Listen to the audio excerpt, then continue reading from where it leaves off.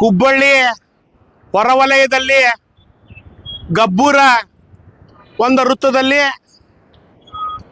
ಇಲ್ಲಿ ಜಗಜ್ಯೋತಿ Basaveshwara auto rickshaw ನಿಲ್ದಾಣವನ್ನು ಸ್ಥಾಪನೆ ಮಾಡಿ 10 ವರ್ಷ ಆಗಿತ್ತು. ರಾತ್ರೋರಾತ್ರಿ ನಮ್ಮ ಆಟೋ ರಿಕ್ಷಾ ನಿಲ್ದಾಣ ಮತ್ತು ನಮ್ಮ ಬೆಳೆಸಿದಂಥ ಒಂದು ಗಿಡ ಮತ್ತು ಕನ್ನಡ ಬಾವುಟ ಕೂಡ ಕಟ್ಟಿದ್ದೀವಿ.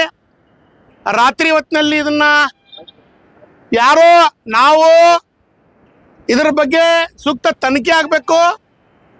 ಇವತ್ತು ಗಾಡಿ ಆದೋಗಿದೆಯೋ ಏನು ಲಾರಿ ಆದಿದೆಯೋ ಅಥವಾ ಯಾರು ಬೇಕತ್ತ ಮಾಡಿದಾರೋ ಇದು ಕುಲ್ಲಂಕುಷವಾಗಿ ತನಿಖೆ ಆಗ್ಬೇಕಂತೇಳಿ ನಾನು ಈಗಾಗಲೇ ಕಸ್ಬಾಪ ಪೊಲೀಸ್ ಸ್ಟೇಷನ್ಗೆ ಮಾನ್ಯ ಇನ್ಸ್ಪೆಕ್ಟರ್ ಸಾಹೇಬರಿಗೆ ಸಿಬ್ಬಂದಿಯವರಿಗೆ ನಾವು ಮನವಿ ಮಾಡಿಕೊಂಡಿದ್ದೇವೆ.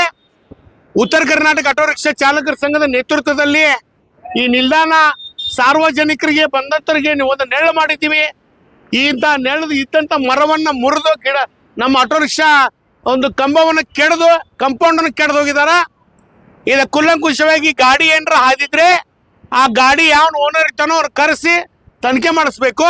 ಅಥವಾ ಯಾರಾದರೂ ಕಿಡಿಗೇಡಿಗಳು ಮಾಡಿದ್ರು ಕೂಡ ಅಂಥವ್ರ ತಂದು ಬಂಧಿಸ್ಬೇಕು. ಇದನ್ನು ಕೂಡಲೇ ಸಾಹೇಬರು ನಾವು ಈಗಾಗಲೇ ಮನವಿ ಮಾಡಿ ಕಂಪ್ಲೇಂಟ್ ಕೂಡ ಮಾಡಿದ್ದೇವೆ.